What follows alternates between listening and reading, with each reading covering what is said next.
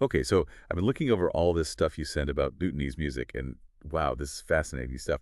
It looks like we're going to be focusing on how they are mixing their really old musical traditions with modern sounds, so like a fusion, Yeah. and what that might tell us about how cultures change over time. Yeah, and how it relates to Bhutan's unique philosophy on well-being, you know? Like they really emphasize gross national happiness, not just how well the economy is doing. Right, it's not just about GDP. I even have this quote here from 𝗧𝗔𗓚𝗏𝗧𝗏 let me see.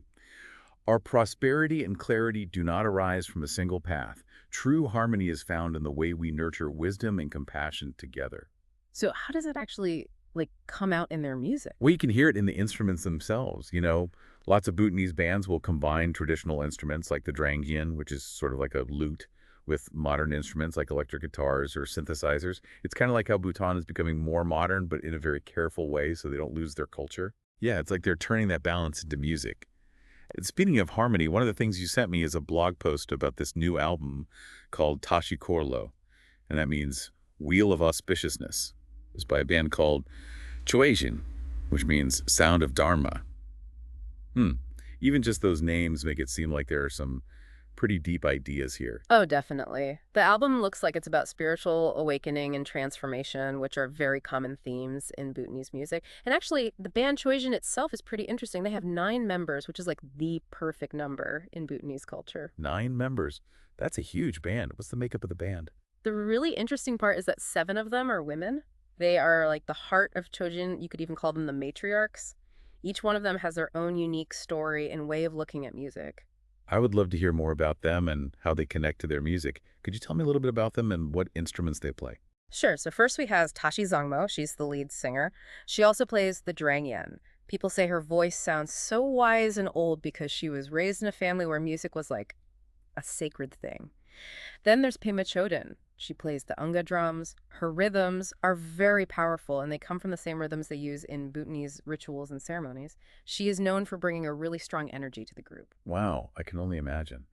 And the unga drums sound really interesting. Do you know anything about how they're used traditionally? Yeah, so they are a really important part of religious ceremonies and festivals, and they're often used to call upon the deities or to create a kind of sacred space. They have this deep, resonant sound that can really draw you in. So it sounds like they add a spiritual element to the music. What about the rest of the members of 𝗧𝗔𝗓𝗏?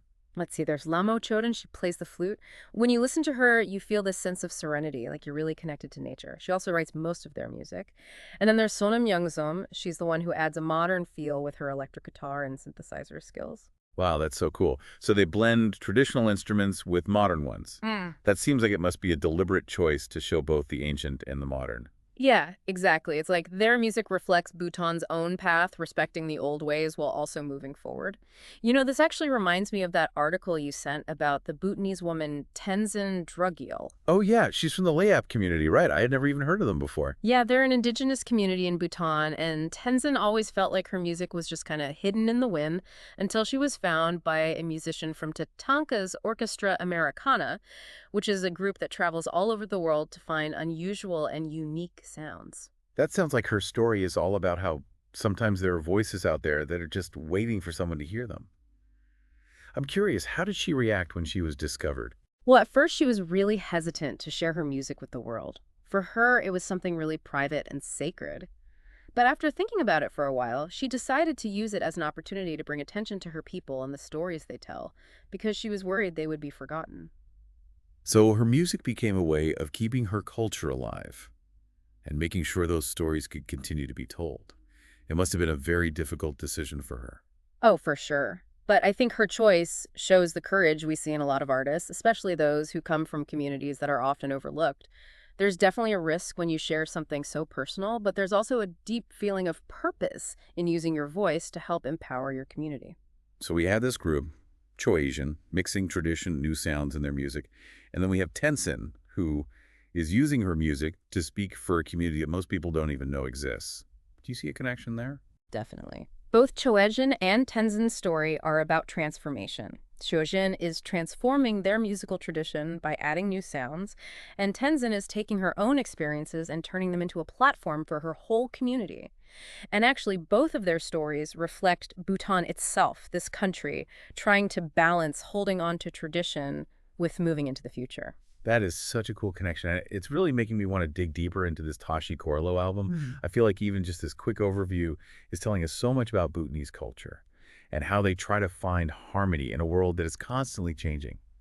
So we've been talking about how this idea of transformation is a big part of 𝗧𗓵 music and Tenzin's story too. Right. But you also sent over some information about the album 𝗧𗓵 that talked about lotus rising. What does the lotus mean in Bhutanese culture? The lotus is really important in Bhutanese symbolism. It's like a symbol of purity and enlightenment, and also this ability to rise above hard times. Okay. It's a strong metaphor, I think, for how people and even cultures can grow. So when we see this lotus rising thing, and we're talking about the album, is that like a specific song title, or is it more like a general theme? I think it's more of a general theme that ties in with the album's name, 𝗧𗓵, or like we said, Wheel of Auspiciousness in English. Right. The idea is that just like the lotus, starts in muddy water, but then it blooms into this beautiful flower, we can also transform ourselves in our situations by doing spiritual practices and just living mindfully. Wow, that's some beautiful imagery. Yeah. And it makes me wonder how they express that in the music. Does the album sort of take us on a journey through these stages of growth? It seems like it, yeah. The track list you sent shows that the song titles suggest a journey of transformation. And the first track is called 𝗧𝗔𝗧𝗔𝗡, which means eternal dawn. Oh, wow. Yeah, that definitely feels like a new beginning. Right, Yeah. like a fresh start. What do you know about that song musically? I have in my notes that it starts with the 𝗓𝗔𝗓 being plucked very gently.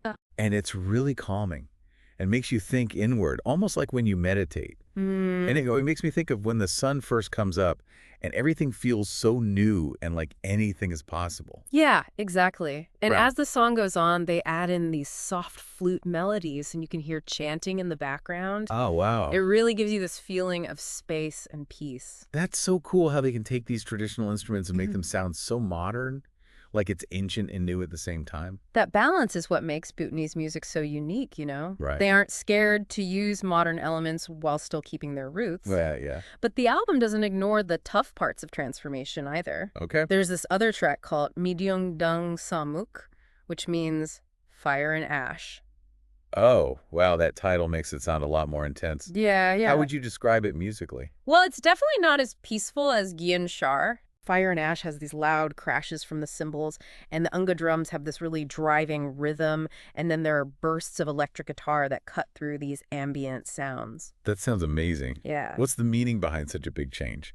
Fire and ash represents how going through difficult things can make you purer.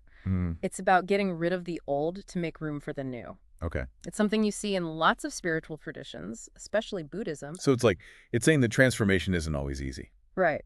Sometimes you have to face your fears and let go of things that are holding you back. Yeah. Yeah. Wow. And musically, the intensity of Fire and Ash really makes that point come across strong.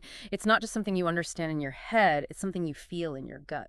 That is so interesting how you connected the music to its meaning. Yeah. Now I really want to hear this album. You should. It's quite an experience, really immersive.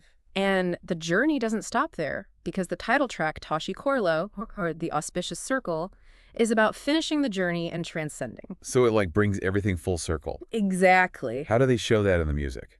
So 𝗧𗓵 uses all the elements we've heard in the album so far. Okay. It builds up to this incredible peak using all the instruments, the 𝗓𝗓𝗓, the flute, even the electric guitar and the synthesizer.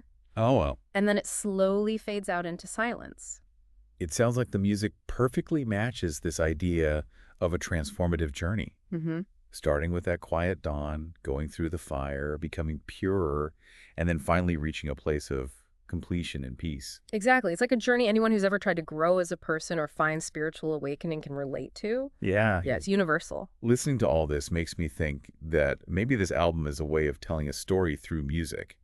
Are they using music to talk about these ideas of transformation in a way that words just can't do? Oh, absolutely. Yeah. Music has this power to communicate emotions and ideas that are really hard to put into words. It's true. Yeah. It's like they're creating a world of sound that lets you experience those themes, Lotus Rising and Wheel of Auspiciousness, directly, without needing any explanation.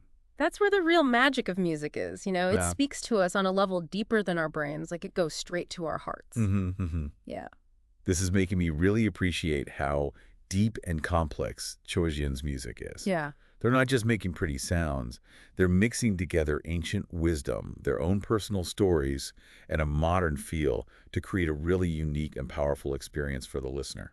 Yeah, I think you really get it. They've managed to make something that's both deeply Bhutanese and also something anyone in the world can connect with.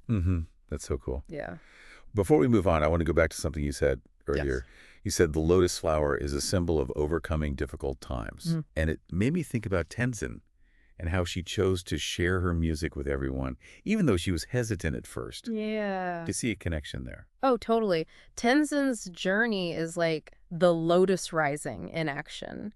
She was faced with the challenge of being heard, of getting over her own doubts and fears. Right. And just like the lotus, she came out of those hard times even stronger and more beautiful. Yeah, wow. Her music became a way for her to connect with the whole world, to share her culture, and to inspire other people. It's a great example of how we can all overcome our limits and reach our full potential. So we have these two main threads going through our conversation. The transformative journey in 𝗧𗔔𗓐's music and Tenzin living out lotus rising in her own life. Right. It's really starting to come together and show how Bhutanese music reflects their values and philosophy. Definitely. It's really amazing how all these different stories are connected. It is. 𝗧𗔔𝗓's music, Tenzin's journey, the lotus, the idea of gross national happiness.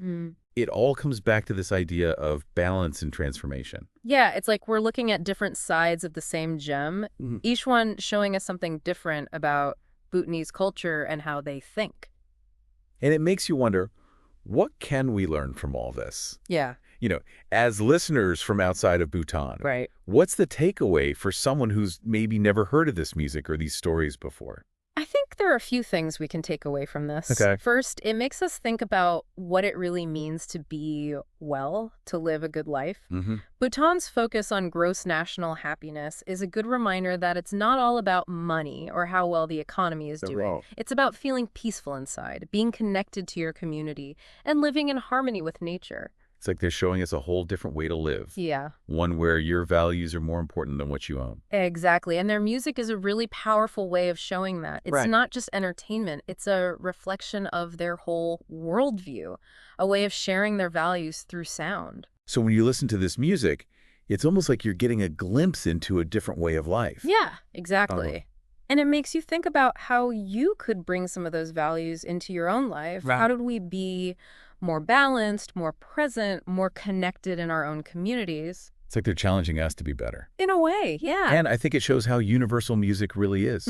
Even though this music comes from a specific culture, the themes of transformation, growth, and finding harmony are things that everyone can relate to. Music is amazing. Like, you know, it can go beyond borders and differences.